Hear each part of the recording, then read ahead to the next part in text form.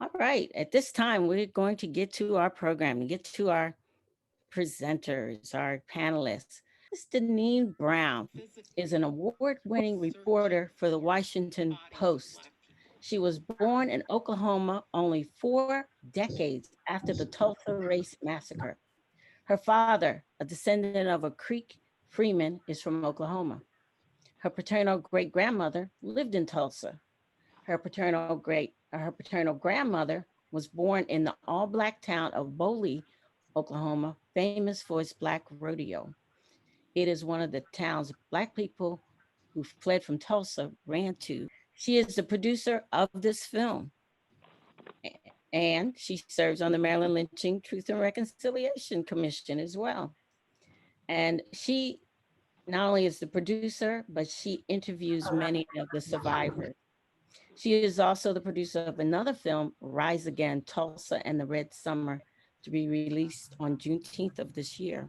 And we'll put information for that in the chat so that you can watch that later on this month. DeNeen says, many years later, after I'd gone off to college and then after graduating and on to Washington, where I became a reporter for the Washington Post, the story of the massacre on the land of my birth stayed with me, filed away in the recesses of my memory. That's all part of that silence and that we heard about. So DeNeen, I'm going to start out with a couple questions for you. Welcome. Thank you so much for joining us. I know you've been busy all week, all day, and so I can't tell you how much we appreciate it. So first of all, you know, when I first saw this film and then I saw your name, I said, I know her. I didn't know she was associated. Then I found out that you were more associated with it. And then a producer on the film. I thought, oh my goodness, we must invite her to speak at our program. So DeNeen, please tell us a little bit about your personal connection to Tulsa and how you first got interested in the story. Thank you so much for having me on this panel discussion. Good evening to everyone in Maryland and DC, Virginia. I am here in Greenwood right now, literally just raced to my computer from Greenwood Avenue, which is where this massacre happened. So I've been out here reporting all week for the Washington Post on this 100th anniversary of the 1921 Tulsa Race Massacre, and have been actually covering the story for the Washington Post for at least 3 years. My connection to Oklahoma. Well, I was born here. I grew up here playing in the red dirt. As you said, my great-grandmother who lived in Tulsa.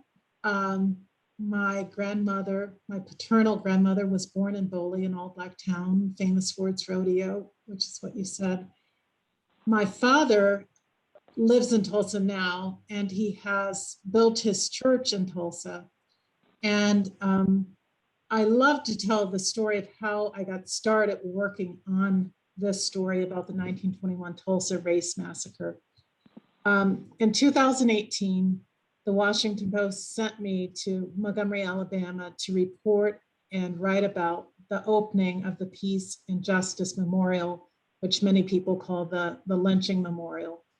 I flew there, I interviewed Marshall Stevenson, who's a genius, like literally, and I also toured the memorial dedicated to more than 4,000 victims of lynching across the country. And the way that memorial is designed is there are vertical columns of the steel, and you were required to walk into the memorial, and the names of each of the people who were lynched, the names hit you right in the face. It's a very profound and beautiful memorial.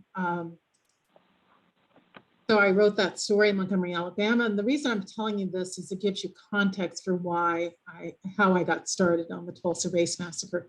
Flew from Montgomery back to DC, then to Kansas, visiting my mother and relatives. And then I drove from Kansas across the Cimarron Turnpike to Tulsa to visit my father. And I say to my father, let's go have lunch on Black Wall Street. And we're having lunch at Wanda J's Cafe. It's a soul food cafe. I literally just got some food from there before this program. So we were having fried catfish and sweet potatoes and cabbage. And I look around and I notice that this area, Greenwood, which is the site of this horrible massacre in which more than 300 Black people were killed. And as you said, more than 1,200 homes and businesses owned by Black people were destroyed. More than 35 blocks were just leveled as though a bomb had gone off. More than 10,000 Black people were left without their homes. It was the site of a massacre. And here I am having lunch on Greenwood, and I look around and there are signs of gentrification. There's a minor league baseball stadium, a yoga studio, and a gleaming new apartment complex. And I say to myself, oh my goodness, Black Wall Street, Greenwood, this community that was so prosperous that Booker T. Washington called it Negro Wall Street, which was destroyed in a massacre, is being gentrified. This is like sacred ground. And again, I'm reminding you that I'm in the mindset of having just been to the Lynching Memorial in Montgomery, Alabama. So I fly back to Washington. I talk to my editor, Linda Robinson, tell her about my trip, what I saw. And she says, that's a great story. Then the Washington Post sends me back to Tulsa to begin reporting on what happened so many years after this massacre. My story ran in September of 2018. It landed on the front page of the Washington Post. And then 2 days later, there's a community meeting here in Greenwood. And the mayor is talking about plans to develop this area of Tulsa.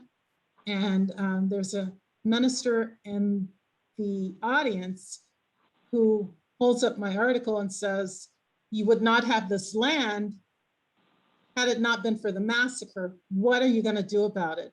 And that's when the mayor decided, well, not decided, the mayor announced that he would reopen the search for mass graves connected to the 1921 Tulsa Race Massacre. I've been covering this story ever since, and I'm here now, and you can ask me any questions about it. I'm happy to answer your questions. And again, thank you for so many people showing up in this panel discussion and for watching the film. Yes, thank you for that story. It's it's really eye-opening when something you're in a place and then you find out that you have roots connected to that story.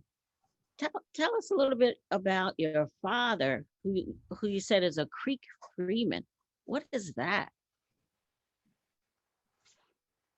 So that whole history. Many of you know that the so-called 5 civilized tribes who were removed from the eastern coast of the United States by then President Andrew Jackson on the Trail of Tears. Many of those tribes owned, well, enslaved Black people, walked with them. And so when you hear freedmen, when you hear Creek freedmen or Cherokee freedmen, it usually means a descendant of the Black people who walked with those tribes, who were enslaved by them. That's what that means. My father is a descendant of those enslaved Africans who were enslaved by the Creek. My father is a Baptist minister, and as I said, he built his church here in North Greenwood. And but my people, all my people, my father's people are from all around here. And yeah, that's my story. I grew up here riding horses and again, playing in the red dirt of Oklahoma. So this system of silence, so many people I hear or several people who lived in Greenwood, grew up in Greenwood. There's one clip I saw of a gentleman who went to college and his professor is talking about what happened in Greenwood. And he said, I grew up in Greenwood and that didn't happen, to find out that system of silence, how successful it was at keeping this story quiet. Where did you first find out, and how did you feel that it was so silent? Yeah, so I get asked that question a lot when I first found out, and I can't really remember when I first heard the story. It seems like I've known it since I was a child. I was a very curious child who was a student of history, Black history, even then, very curious about my people, asking questions. I was just talking to my aunt, my father's oldest sister, um, and she was saying that my grandmother often whispered about the Tulsa Race Massacre. Like, if you grew up kind of in the South Midwest and you're a child, you kind of, you don't go, um, when grown people are talking or adults are talking in the living room, you don't interrupt the conversation. Children had their place. So children might hear snippets of conversation from adults who were talking about the massacre, but our viewers and readers, you have to know that after this horrible tragedy occurred here, there was a concerted effort by civic leaders here in Tulsa and city officials to cover this up. Like, there was a literal cover up of the massacre. They actually called it an embarrassment for a city that wanted to bill itself as the oil capital of the world. So records went missing. Um, it was left out of textbooks, left out of history books. Many people who grew up in Oklahoma did not know about it, literally until 1997, when then state legislator Don Ross um, opened or led a commission called the Tulsa Race Riot Commission, which was charged by the state to investigate what happened during the 1921 Tulsa Race Massacre.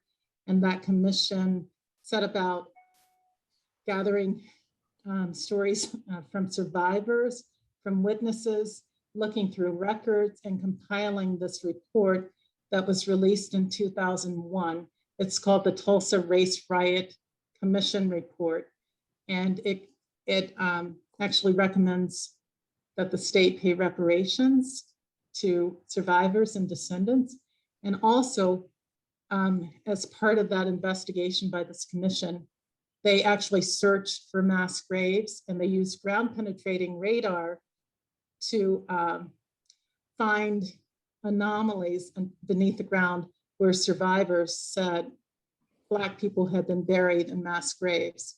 So that report, recommended reparations, and then it recommended that the city of Tulsa actually physically dig at these anomaly sites for looking for mass graves. But that investigation was closed in 2001. They did not dig in 2001. So 20 years later, in July 2020, they started digging for these mass graves. In October 2020, they actually found a mass grave, which they're excavating now as we speak. Wow, that has to be an emotional experience for not only yourself, but many of the descendants and the community members to see this excavation take place. I know in the film, they had gotten to the point where they were covering it back up until they resolved some of the legal issues with excavating or exhuming remains. And so it's very humbling. We certainly look forward to hearing what the results are of that. Take us back in time a little bit to 1919, what's known as Red Summer. And you've investigated this reign of terror that impacted more than 25 Black communities, again known as Red Summer. Tell us how all those series of massacres, others that have been kept silent as well, led to the Tulsa Massacre. Oh, Thank you for that question. So I began writing about the Red Summer, reading about the Red Summer, and then connecting it to Tulsa. I wrote a story for the, excuse me, for the National Geographic magazine in June 2019, right before Trump made his visit to Tulsa. My pitch to editors was, everyone's going to start writing about the Tulsa Race Massacre with the arrest of Dick Rowland at the courthouse and the white mobs demanding that he be released for his lynching and the Black veterans fighting to try to defend him. But wouldn't it be interesting to take a look at the period that preceded Tulsa? And I started researching the Red Summer. I argue actually that the Red Summer began in 1917 with the East in East St. Louis, Illinois. There was a massacre in East St. Louis, Illinois, when white mobs began attacking Black people, like literally pulling them off streetcars, beating them in the streets of East St. Louis, shooting them, clubbing them. It was a really horrible event in East St. Louis. Again, that was 1917. And then in the Red Summer of 1919, you have as many as 25, or at least 25 cities across the country that were sites of horrible massacres and lynchings. Those include Washington, D.C. A lot of people don't know that a racial massacre occurred there in July of 1919. It also included Chicago, Omaha, Nebraska, Knoxville, Tennessee. Elaine, Arkansas is one of the worst incidents that occurs in the Red Summer. In Elaine, Arkansas, I actually visited Elaine, Arkansas for the National Geographic film, which is called Rise Again, Tulsa and Red Summer. And it was just a horrible tragedy. What happened was in September of 1919, the Black sharecroppers there, they were trying to organize. Cotton prices had risen. They wanted to organize a union to get better prices for their cotton and get out of this sharecropping system that kept many Black people in debt.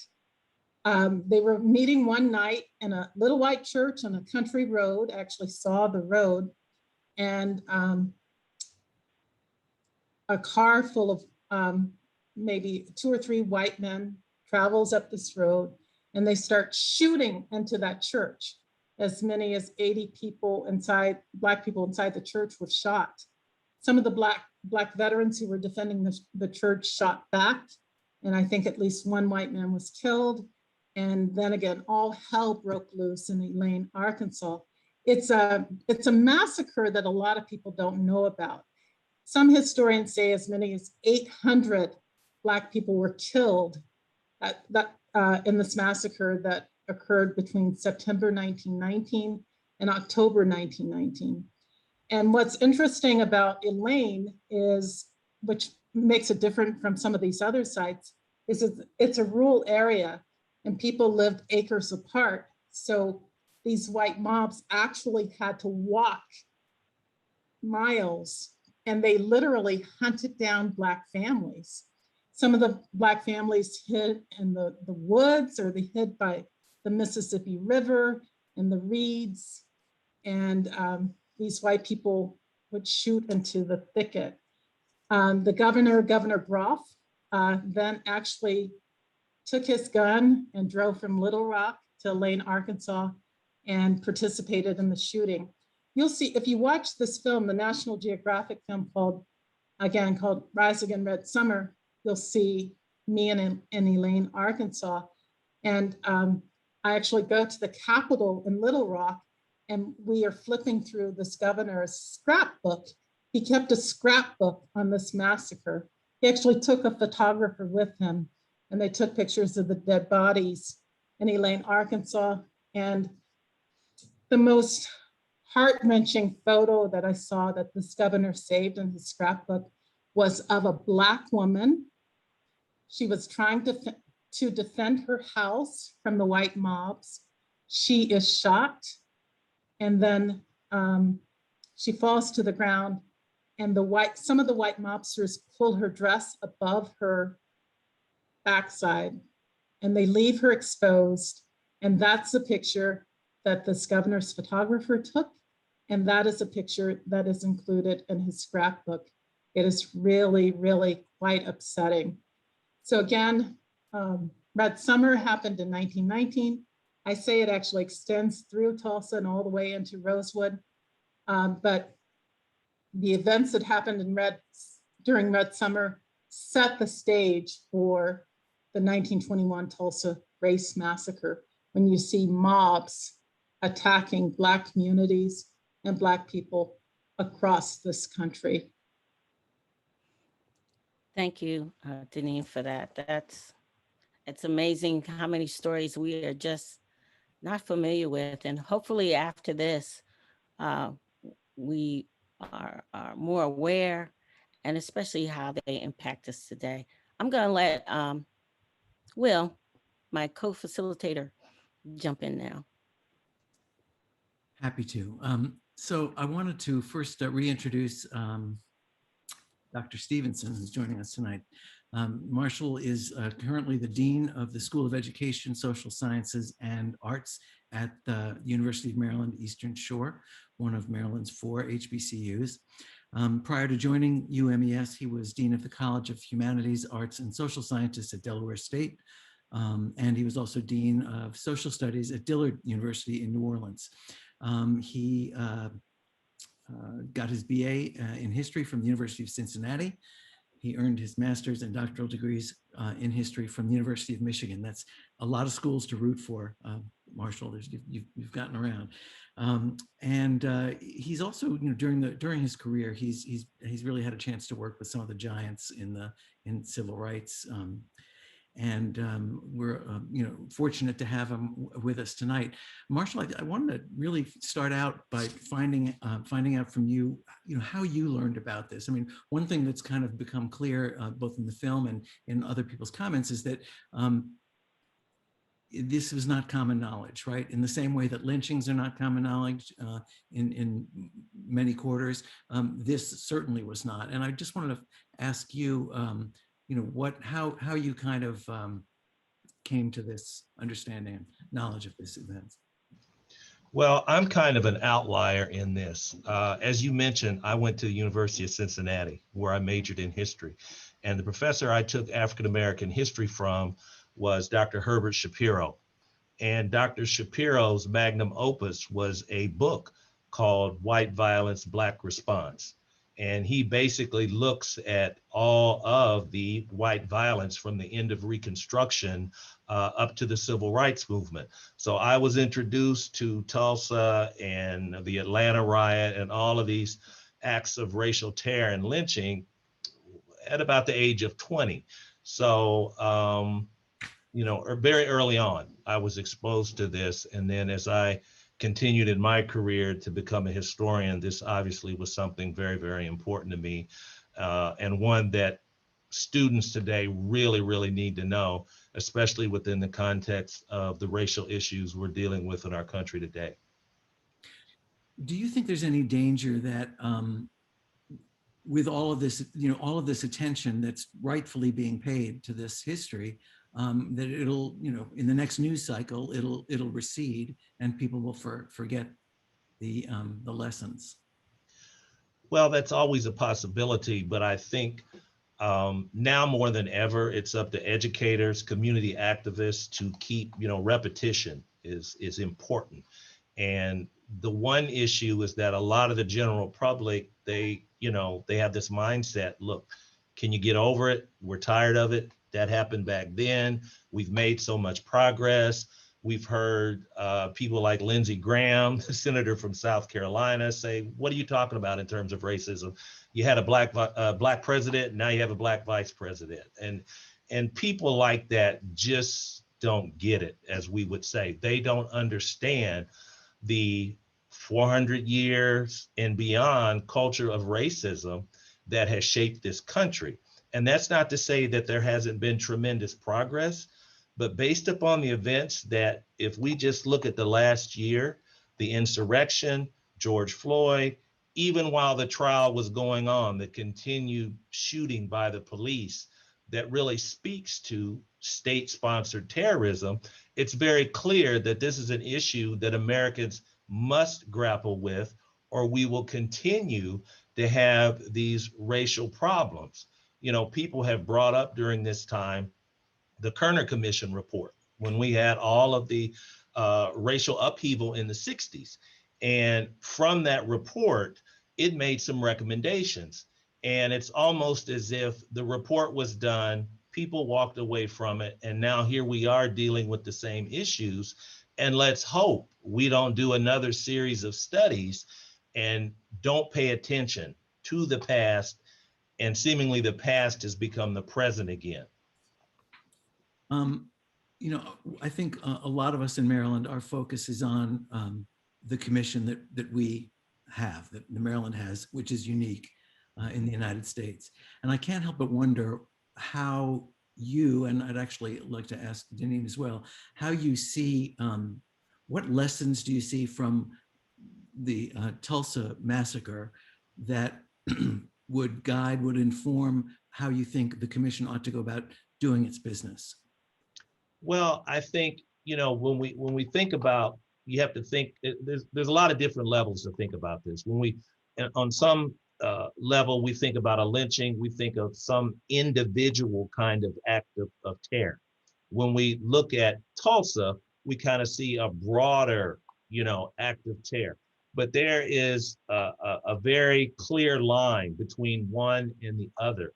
And DeNeen knows this. There is a clear, and was a clear intersection during this period, 1917 to 1921, of not only racial conflict, but labor conflict. Tulsa was an oil town. In 1917, the industrial workers of the world tried to organize the oil workers there, and you know, the Knights of Liberty, another Klan-like organization, ran them out of town, tarred and feathered them. So there's been that intersection as well. And I think what we need to do with the committee, hopefully serving as a model with the commission, is again to show the connection between these lynchings that took place in Maryland, connect them with other lynchings that took place in other states, but also then connect them with these acts of violence that took place in these cities. So this is a broad, layered pattern of racial violence that's taken place in this country for decades and decades. And I think the work that we do on the commission will continue to put this story out there, and hopefully people will listen and understand the importance of really looking at American history in a balanced kind of way. It's not to, as some people would argue with critical race theory and 1619, to basically just trash America, trash the United States. That's not what it's about. It's about saying, if you're going to look at American history or any country's history, you have to look at the good, the bad, and the indifferent. And if you don't do that, you're not being true and honest to yourself as individuals and as citizens of a country. Are you concerned at all? I mean, one thing that I've noticed in this, in the current environment in which the Tulsa Massacre is being remembered and memorialized, is this conflict that is still there, right? And not just internally within those. There are two groups that are, I guess, are working on this commemoration, but it also, there seems to be resistance even after a century. And I'm wondering what you think of that and how you think that ought to be considered, you know, as we go through our hearings in Maryland. Mm-hmm. Well, I think there's always, unfortunately, going to be opposition. Just like when you write history, historians engage in what we call revisionist history. For a long time, Reconstruction history was how it was such a tragedy. You let Black people become politicians. And, you know, it just was horrible. But then by the time you get to the 60s, even before, people like W.E.B. Du Bois and others said, wait a minute, let's go back and let's look at the materials.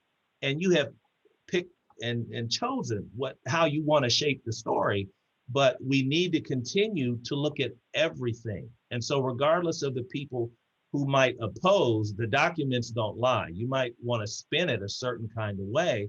And that's why it's important, you know, in our colleges and our universities to really teach our students how to critically think, how to be able to weigh the evidence so that they can engage in an informed dialogue and debate with people who want to push back. That's where we are right now in trying to deal with the whole issue of cancel culture and can we really deal with an issue? It's hard. We're going to have to do it or we're going to stay stuck. Right.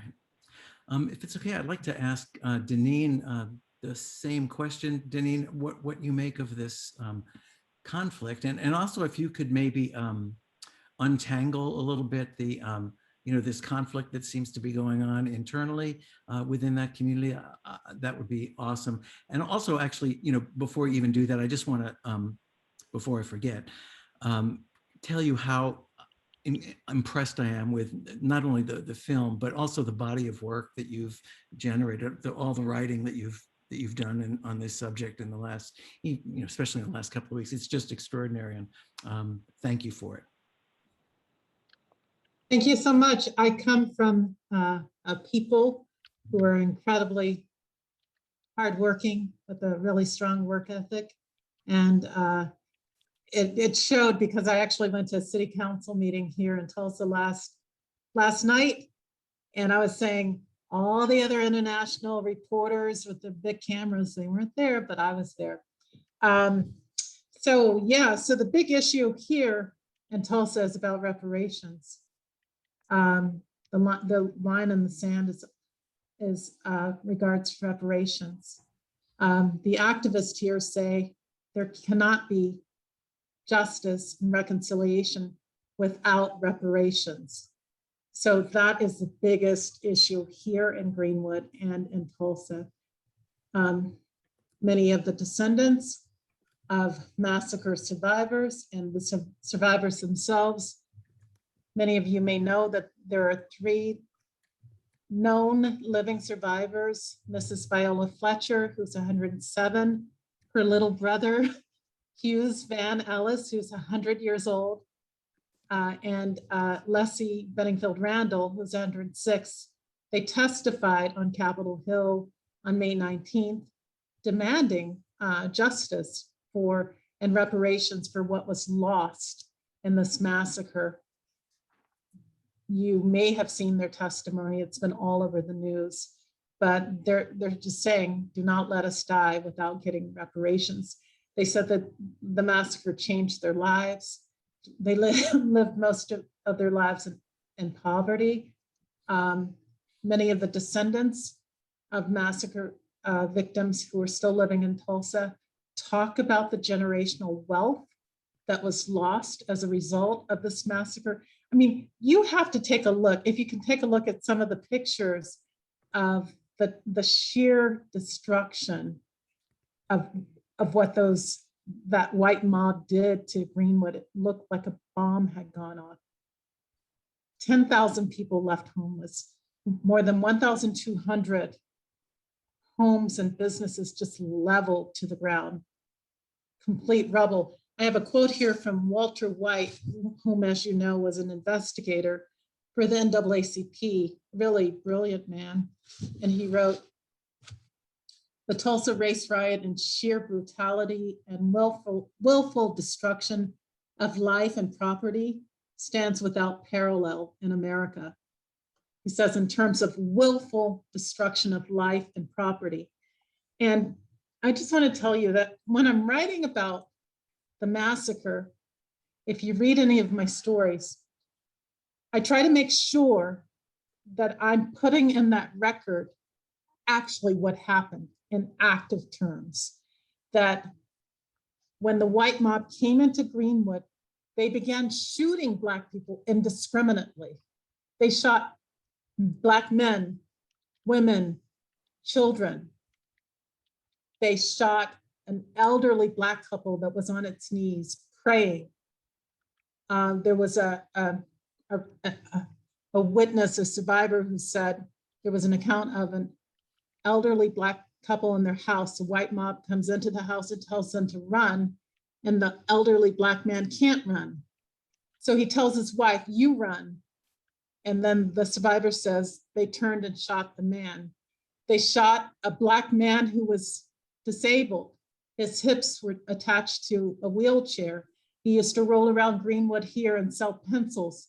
They shot him and tied him to a car. As Walter White said, it was sheer brutality. It was willful destruction of life and property. And so that's the argument here in Tulsa. There was loss of life, loss of property, loss of generational wealth. And so there have been demands for reparations.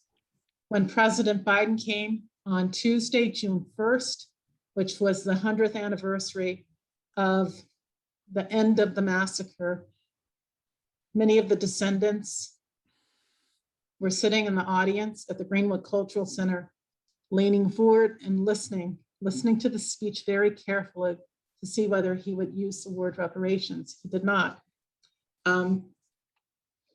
So thank you so much for reading my work. I do work hard, and I'm just an old-fashioned newspaper reporter who's on the ground. I go out, very old-fashioned, interview people with my trusty legal pad, and I attend city council meetings. I'm not one of those reporters who aggregates information from the internet. When I'm doing my historical research, I actually go into libraries and seek primary sources of information. And the work I do is very important because, as you were saying earlier, future generations will look back and they will look at records and look at documents. They're looking for records and documents, and to prove that something happened.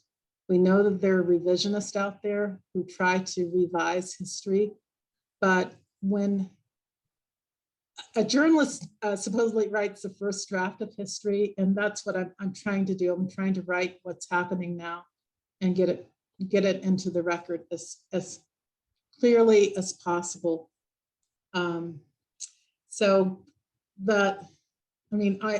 If we can break there, but I wanted to tell you a bit about the work that the Tulsa Race Riot Commission did. It was extraordinary work. It investigated, it collected testimony from survivors who are still living, and it created this document that people are now going back to for reference to prove certain things about the massacre. And what they said in this Race Riot report is, these things are not myths, they're not rumors, not to be questioned, they are the historical record. So what that commission did was create the historical record of the massacre. Thank you. Thank you. Actually, DeNeen, I'm wondering if I could just impose on you to answer one other question that I had just asked Marshall, which is, how do you see, how has what you've learned there covering all this, has that influenced your thinking about how the Maryland Lynching Truth and Reconciliation Commission ought to be pursuing its work? Yeah, so that's what I was saying, that the Tulsa Race Riot Commission created a body of work that scholars, journalists, and researchers are still going back to read. And as I was saying, they, like the quote that I just read, these things are not myths, they're not rumors, not to be questioned. This is the historical record. So perhaps that could be the goal of this Maryland Lynching Commission, to create a historical record that can't be disputed because it's investigated so well. That's what the Tulsa Race Riot Commission did in 1997. 1998, and it released its report in 2001. It's just a really thorough, comprehensive report that includes several writers who researched the massacre and again, recorded firsthand testimony from survivors and also actually literally investigated. I mean, one of the race riot commissioners actually had the idea to go into a white-owned funeral home in South Tulsa and look for records. Because as I said before, many of the records related to the massacre were destroyed by city and civic officials. And in 1999, one of the investigators on the Tulsa Race Riot Commission got the idea to go search a funeral home in South Tulsa, which is predominantly white. And he found in the back of the funeral home a record that had been missed by those who wanted to perpetuate this conspiracy of silence. And he found a ledger that actually listed 18 Black people who had been killed in the massacre, listed their names, listed their occupations, their ages. What it didn't list was where they were buried. So again, Will, to answer your question, perhaps the commission could follow the steps of the Tulsa Race Riot Commission. Thank you. Thank you very much. Marshall, I wanted to ask you, one of the subject of reparations has reared its head again. When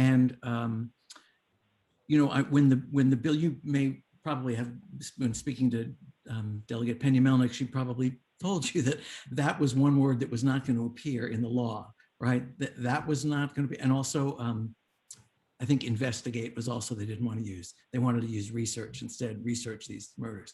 But I think one of the lessons of Tulsa is that reparations have to be on the table. How do you think you're going to approach that in Maryland? Or how? Well, again, as you said, it's a very controversial topic.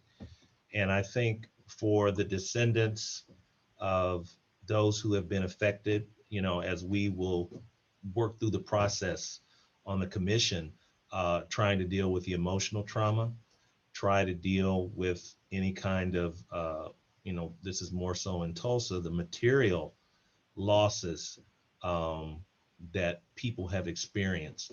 I think in Maryland, from my perspective, there's two things. We're trying to allow those family members and descendants a process by which they can bring grieving and some kind of closure to understand that these weren't these were people, these were living human beings, not to just, be lynched and thrown away. They had families, they had loved ones.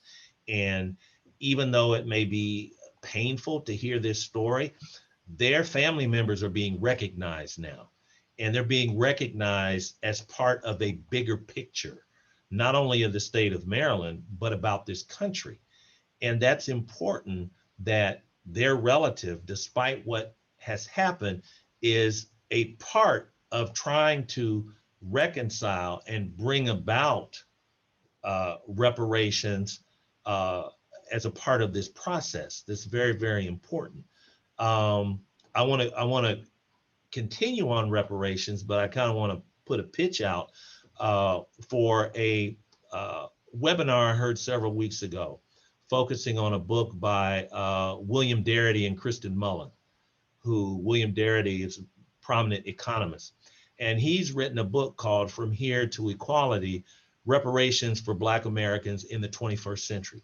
And he clearly lays out in over 400 pages how reparations can take place. Here's the process. It's beyond just, someone wants a check to be written and just handed to them. He goes through a very systematic process of defining various levels of what reparations mean.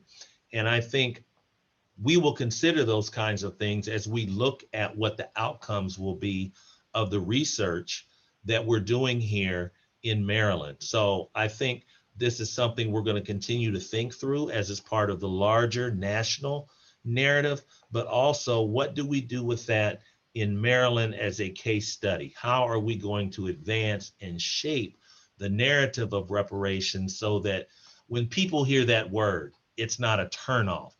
They have a sense of history as we're trying to tell it. So just like with Tulsa here, yes, this is important. This is very important, and we need to move in the directions of reparations. Now, whether that'll happen or not, because again, there's going to be the pushback, and the other side, we need to continue to talk and engage in the dialogue. Thank you so much. I wanted to ask Terry if we have any questions that you'd like to share with our panelists.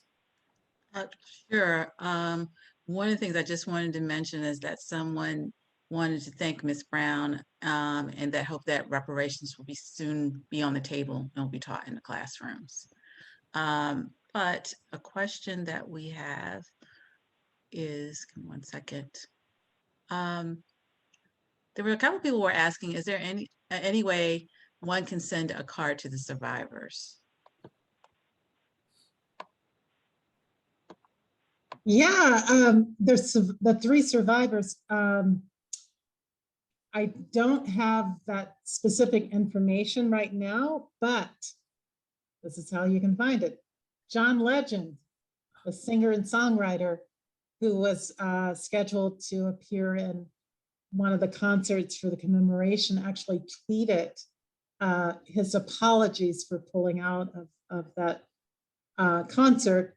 But within the tweet, there's information on how to get donations to the survivors, but I assume you could send a card to the survivors as well, but I don't have their address. Okay.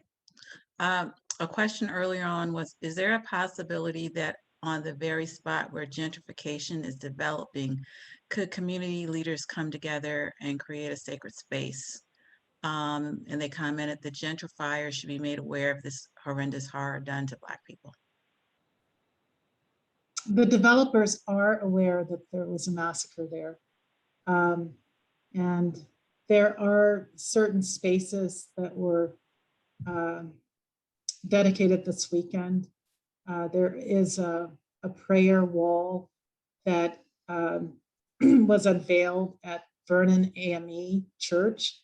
This is a historic church on Greenwood Avenue where Black people actually ran into the church and hid in the basement to seek refuge during the 1921 Tulsa Race Massacre. Again, I'm just going to set the scene for you. There's shooting in the streets. White mobs are burning houses, and when Black people run out of their houses, they're shooting them. So they're lighting houses afire. Airplanes are in the air, and they're dropping turpentine bombs on Black people. This was a scene which opened Watchmen on HBO, starring Regina King.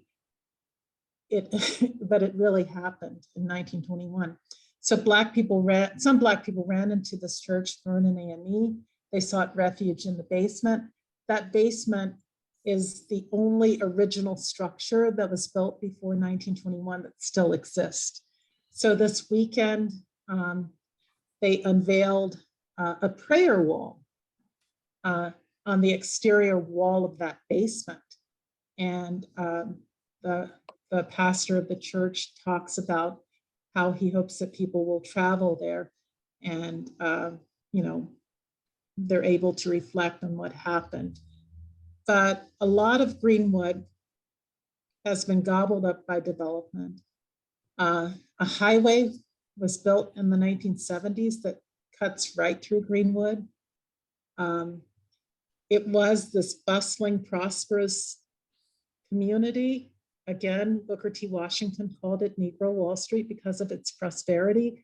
There were Black millionaires, there were luxury shops, there were 21 restaurants, there were 30 grocery stores, there was a Black-owned hospital, a Black-owned library. Imagine, there was a post office and there were 3 hotels, there were Black millionaires, there was a Black library, a bus and taxi service, and 6 a Black man owned 6 private airplanes. That's how wealthy this community was.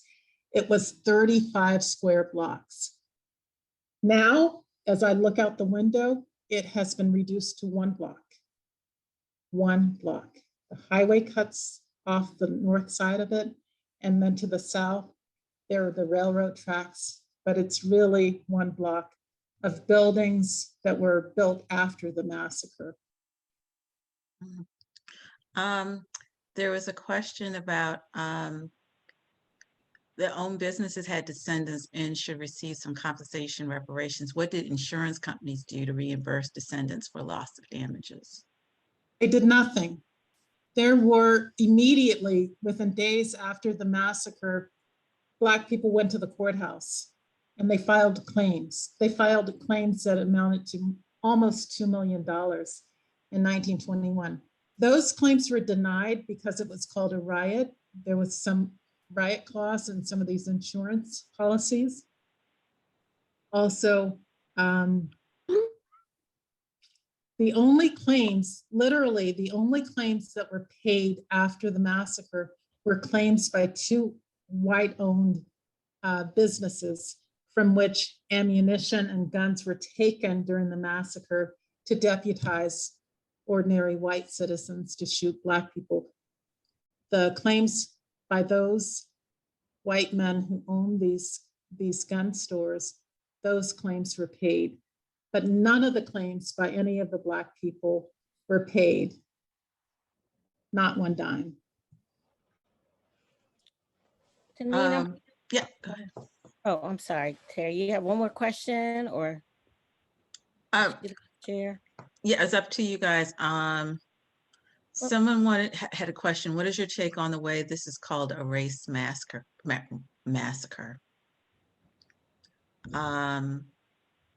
Is it better that riot was dropped in favor of massacre? What does race signify in this label? Is it a white massacre? Is it a racist massacre? Marshall, what's your take on that? It's an interesting question from my colleague here at the University of Maryland Eastern Shore. I think it could have several labels, but right now, I think where we are in terms of a race massacre, it definitely was a massacre. It wasn't a riot when you look at actually what happened. It was a military assault. You know, there's some debate about the role of the airplanes and things like that, but there's enough witnesses and evidence to suggest even the fact that you had airplanes doing surveillance, it was a military operation practically. So it definitely was a massacre, almost like an invasion. So it went beyond just being a riot. It was racial. And at that point in time, when we talked about race, we're primarily talking about Blacks and whites because that was the larger basis of race in American society. And so for me, race massacre, I think it's kind of a in your face label. And I think that's an important label because the magnitude of what took place there, people need to know, they need to understand the dehumanization that was taking place. The other thing that's important, I think, in some of these too, and especially in this instance, is that the Black citizens didn't just simply fall down and say, we give up. You know, you had Black veterans who, went down to the courthouse and brought their weapons because they did not want Barlow to be lynched.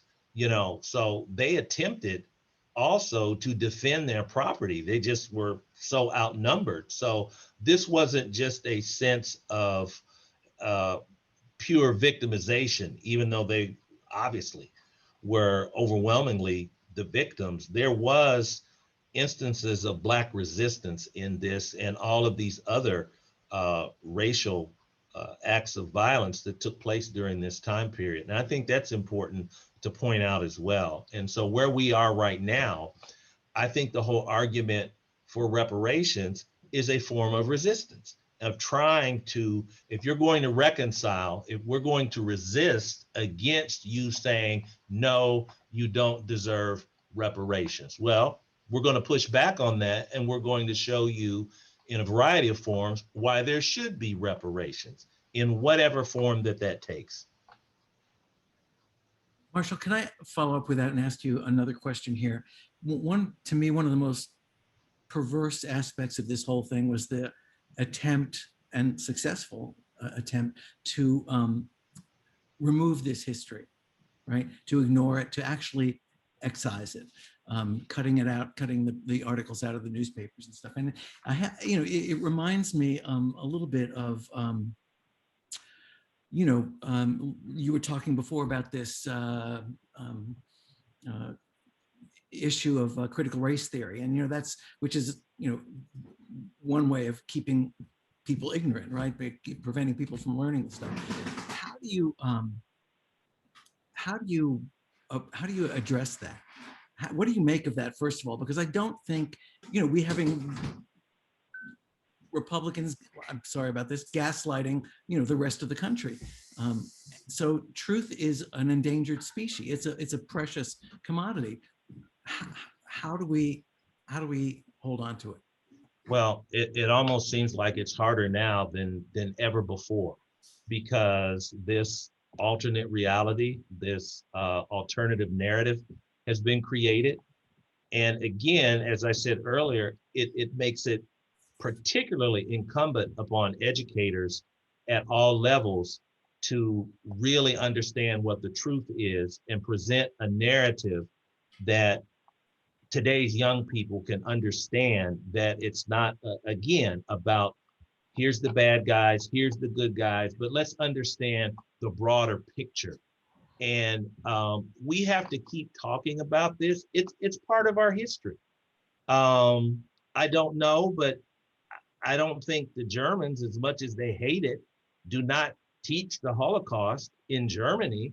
I mean, it's things that have happened that we have to talk about so we do not repeat the past. When we talk, for example, the whole issue of genocide, we pick up the papers now, and there's so many different places around the world where that's taking place right now, ethnic cleansing and all these different kinds of issues that young people today are going to have to deal with the past, because these past atrocities are the present right now. And we have to deal with it and confront them, despite the fact that there are opponents who want to deny history, who want to say, again, we had a Black president, we have a Black vice president, we don't have any issues. We probably have more racial issues now than maybe we did in the 60s. And it's just coming back up to the surface. And we are really in some ideological warfare now in trying to deal with ourselves as a country and how we move beyond how we deal with race, how we present it, how we teach it, and how we heal from the conflicts of the past. That's really the challenges that we face, and it's hard work. Thank you. Marshall, respond to this. Earlier this month, Oklahoma Governor Kevin Stitt signed into law a bill that prohibits K through 12 schools from teaching any race-based curriculum that causes discomfort, guilt, anguish, or psychological distress to students. In other words, it's a law that protects white students from white fragility by banning any subject that forces them to think critically about American racism, past, present, or future. As an educator, what are the implications and possible outcomes of that bill, not just in Oklahoma, but all over? Well, again, it's, as I mentioned a little earlier, they want to present revisionist history. They want to go back. We've worked so hard to unearth and attempt to tell the truth as we are in Tulsa. But in so many other instances, you have politicians and others who, again, want to whitewash and erase what really happened. And so, that is just tragic that that's taking place, because again, you have another generation that will and can fall into the same, well, what happened in Tulsa? Tell me about it. I never heard that. They never taught that to me before. And it literally would want to go beyond that. Oh, slavery, what was that? You know, what was the Confederacy? What was that? I mean, that may be a little facetious to say that, but maybe not. We wouldn't, No, they are. several That's part decades of it. ago, think that we'd even be having this conversation right now, but we are. And that shows how serious and really how militant we have to be to, again, say, look, this is not what you think it is. If you would just stop for a minute and understand what critical race theory means. Understand when we talk about the 1619 project, that is really, I have some issues with some of the things that are presented in there, but let's look at what it's attempting to do in terms of, yes, tell the Black experience, but tell that experience within the broader scope of American history. If it was not and had not been for slavery in this country would not be what it is today. Anybody who wants to deny that, again, is living in a delusional world. It's been 155 years since the Civil War ended, 13th, 14th, 15th Amendment.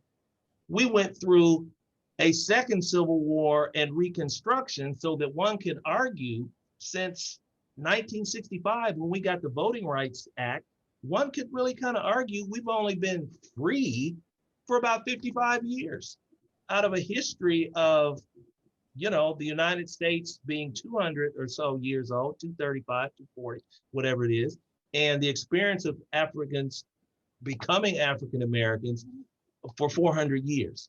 So again, I go back to the fact that, you know, the history teachers, and that's another one of the difficulties, is the teachers who are teaching in our high school, they're not necessarily learning the proper history as they sit in their college classrooms. So when you want to talk about something systemic, the way in which we teach and our teachers learn, there's a systemic issue with bias and the inability to present the truth. So then those teachers can talk about slavery, can talk about the civil rights movement, can talk about what happened in Tulsa, so that our children really know. You know, I'm kind of getting on a soapbox here, but every country has a skeleton in its closet. They have not been perfect. They've got things that they've done and elements of inhumanity. Another issue just like this is the Armenians. We just now, President Biden said, we are going to acknowledge that what Turkey did to the Armenians was a genocide. For so long, again, just like with let's hide it, let's not talk about it, it didn't happen. Again, until we recognize, yes, it did happen and we need to deal with it so it won't happen again. Because as we said a few moments ago, you might not think it won't happen again, but it's happening. We need to deal with these issues. So let's talk about how that impacts us today, whether we talk about it or suppress it. And let's talk about, in light of the Capitol insurrection, police brutality, open carry states, you know, these people in Tulsa were able to just walk up and carry guns and shoot out everyone. And we have people coming to governor mansions with machine guns and they're allowed to stay. Could they just all of a sudden open up? I mean, what, you know, how does seeing how past can happen again and has happened in more than 26 cities or towns in this country, and some that we don't even talk about.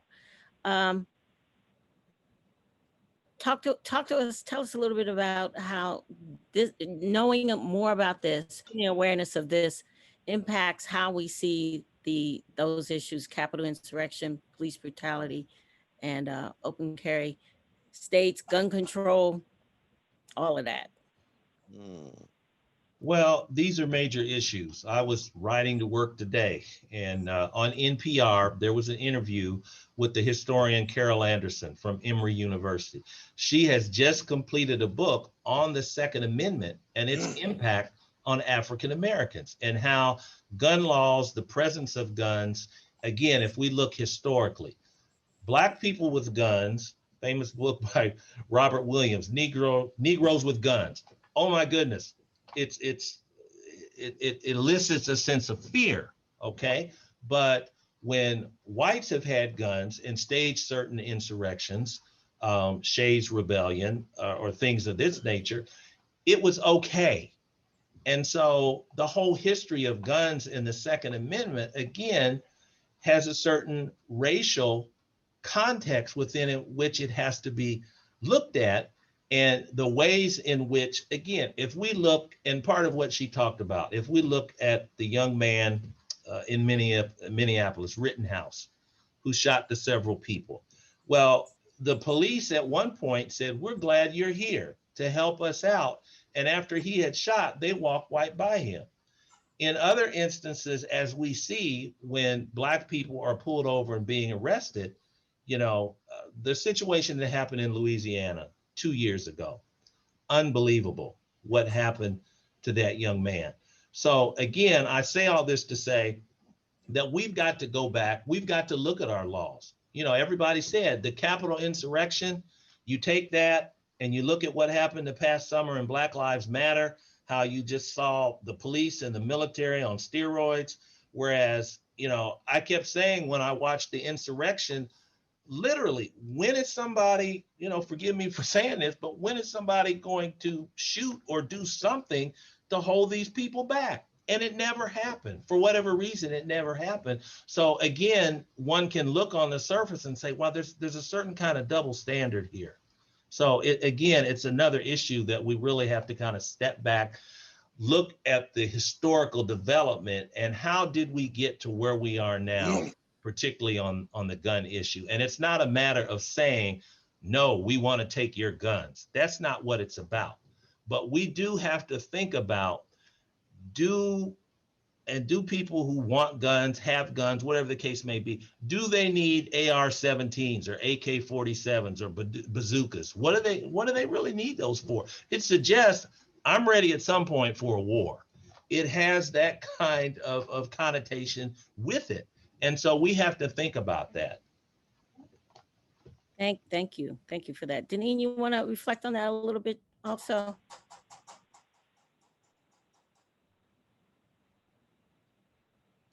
I'll just give you an anecdote.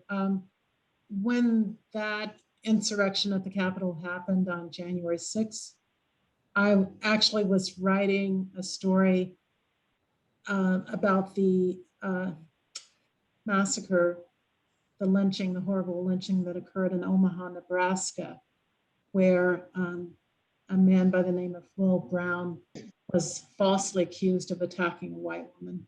And he was taken to the courthouse, and a white mob descended on the courthouse in Omaha, Nebraska. It was a brand new courthouse, and they started scaling the walls of the courthouse, demanding that Will Brown be released. And so I was writing the story at my computer when a friend called and said, turn on the TV. And when I turned on the TV and saw that these insurrectionists climbing the Capitol building, I thought, it just looks so similar to the pictures of the white mob scaling the courthouse in Omaha, Nebraska. And I thought to myself, oh my gosh, this is history repeating itself. As a reporter, it's hard for me to answer some certain questions, but I do want to say that, according to my reporting, according to my research, many historians say that the racial tensions that we see in this country now are directly correlated. There's a direct line to the massacres that we've been describing in this panel discussion during Red Summer, Tulsa Race Massacre, enslavement. It's all tied together. And unless we really, as the country as a whole, really begins to study this history in detail, the true history, because a lot of it was whitewashed, a lot of it was rewritten right during right after Reconstruction, like deliberately rewritten by like the Daughters of the American Confederacy. They wrote the textbooks. So we literally need to go back into history and read the truth of what happened in our country's history in order to understand the police brutality, to understand the mob actions, to understand why, for example, Ahmaud Arbery, the young Black man jogging in Georgia, could be chased down by two white men and shot. I mean, it's a direct correlation between the the slave catchers during enslavement and now. We need to understand why certain laws were put into place and really analyze the laws that are on the books in our cities, communities, towns, and states, because there are still race, there's still Jim Crow laws on the books in certain places. There's still restrictive covenants on the books in certain places. So sum up, answering your question, it's very, very important that the broader audience needs to understand this is all connected to the brutal history of racism and oppression in this country. Thank you, DeNeen. Patricia asked a pretty important question, I think, before, and I wanted to see if either you, DeNeen, or Marshall can respond to this. You may know. She wanted to know if any of the white descendants ever expressed any kind of apology or regret for what happened. Do either of you happen to know that? Well, that's a great question. There are, immediately after this massacre, there were photographs taken of these white perpetrators, many white men standing over the bodies of Black people in the streets of Greenwood. They were holding guns. They made these photographs into postcards that were sent across the country.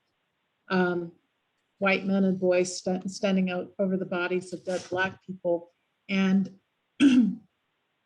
for nearly 100 years, it was literally covered up. White people would refuse to talk about it. So the perpetrators of the mob, no one was ever charged. And I have never heard of any accounts where a perpetrator who participated in the white mob during the 1921 Tulsa Race Massacre came forward and said he was involved in this massacre. So again, no white person was ever charged for it. But I did do some research at the University of Tulsa's library. It opened its archives that relate to the Tulsa Race Massacre, opened those to the public. And I came across a research paper written by a 9th grade student, a young white girl, who I guess the assignment was to go interview your grandfather, your grandparents, because in this report, she wrote up that she interviewed her grandfather, who said that he had participated in what he called the riot and had got him one of those N-words. He told her this 9th grade student, taking this oral history report for her 9th grade class.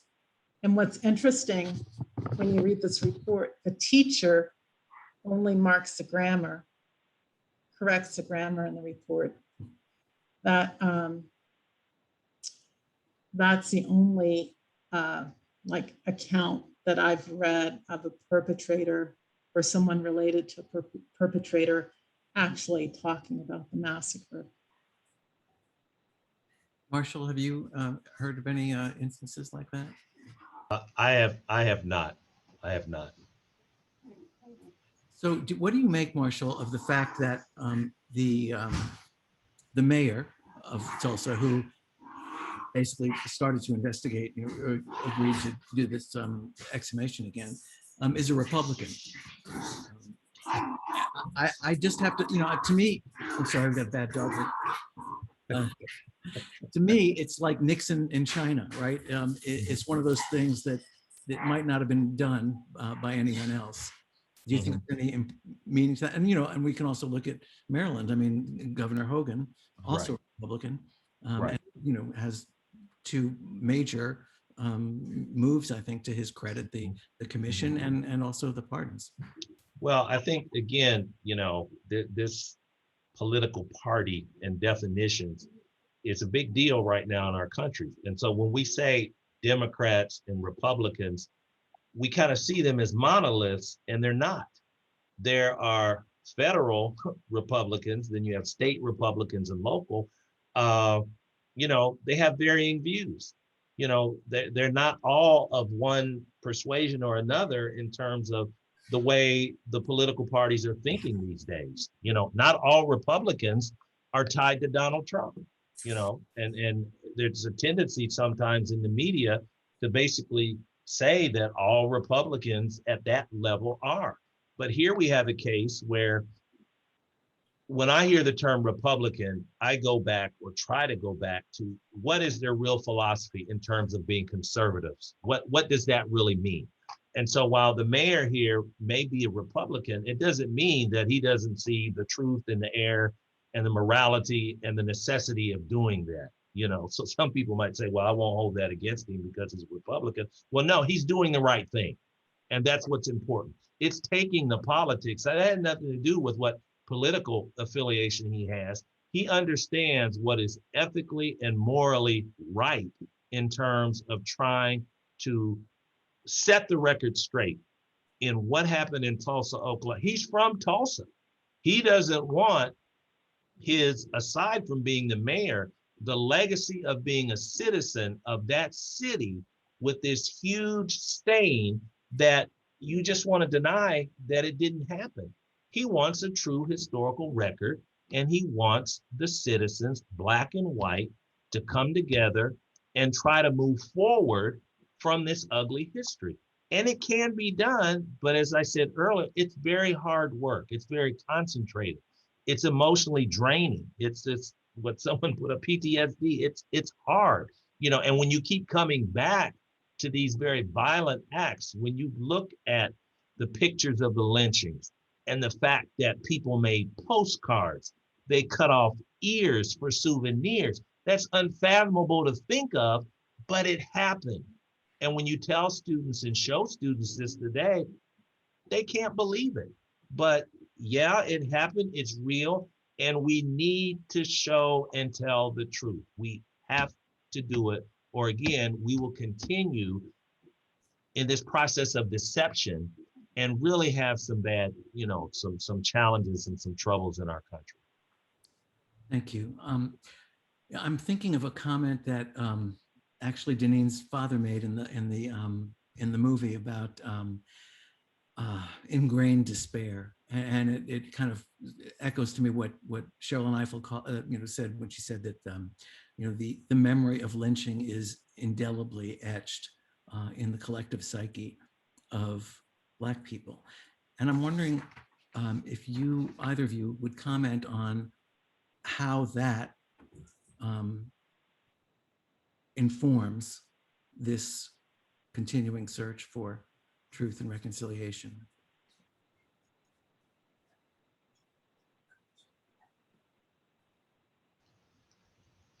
Well, I think, again, as you study history and deal with the truth, it is going to be a part of your psyche, and if you want to be honest with yourself and really want to understand the history of your country, the history of your community, the history of being a human being in a particular country or region, you're going to read about these things, but you're also not going to let it consume you to the point where you can't draw out the positive things that have happened.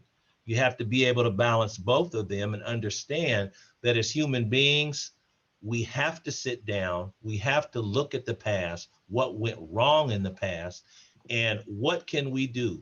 legally, legislation, otherwise within our institutions to move beyond the issues that we've had that have kept us from being able to have equity, for example, in this country, racial equity, ethnic equity.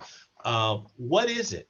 Greatest, richest, most powerful country in the world, but any of us can go in the cities we live in right now and see homeless, we can find hungry, we can find impoverished. So there's something wrong, and there's things that we need to come together and talk about to deal with our economic, our racial, our class, our gender, all of these inequities that we need to sit down and try to figure out how do we move forward.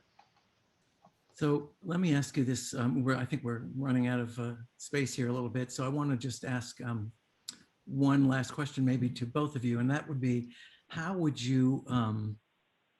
you understand this commemoration as it relates to Maryland's efforts ahead?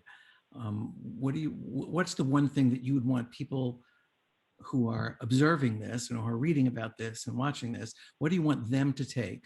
What's the most important lesson for them to take away as it relates to what Maryland is trying to do, trying to accomplish? Well, for me, I'm gonna let DeNeen have the last word, so I'll put mine in now. I think what we're doing in Maryland is similar to what has happened here in Tulsa, in going back, digging up information and presenting the truth.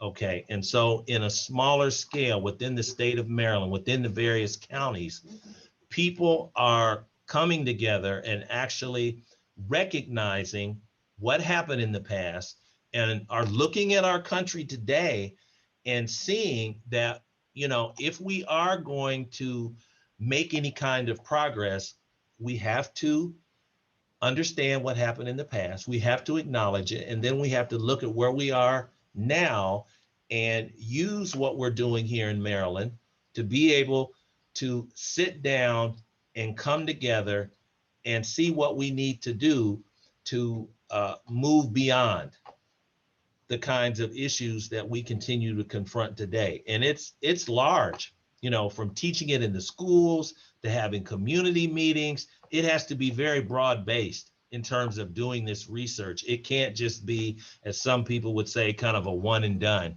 experiment. It has to be something that is repetitive within the community. This commemoration for Tulsa, it shouldn't just be, oh, it happened 100 years ago and 100 is that big number, just like 25 or 50. It has to be continually taught beyond 100 years. The same thing with the events that we're dealing with in Maryland. You know, I'm looking out my window and I can walk within 5 minutes of where George Armwood was lynched.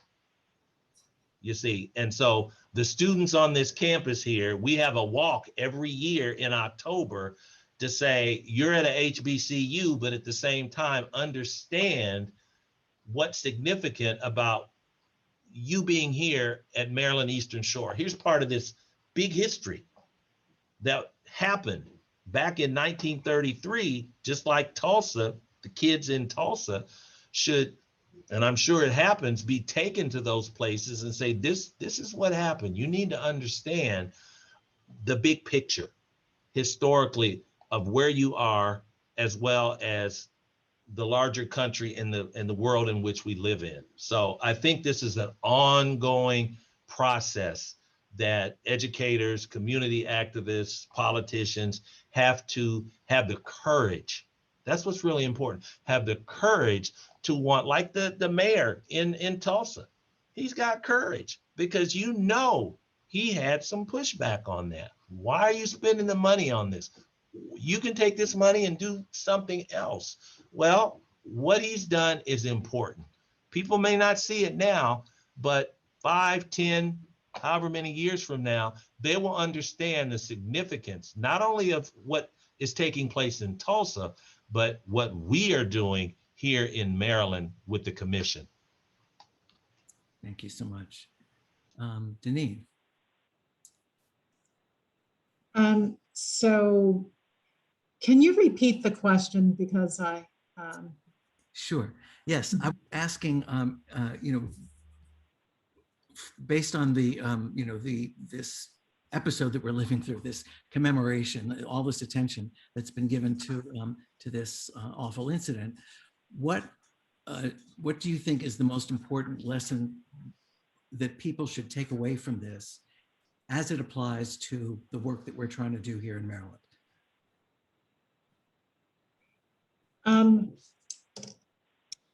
Most important lesson I think everybody can take away from the commemoration and the events in Tulsa is to never forget what happened in our history. The Tulsa Race Riot Commission report talked about, I quote it, this is a quote, "The mob torched the soul of the city, an evil from which neither whites nor blacks have fully recovered." So what they're talking about is this horrible atrocity. And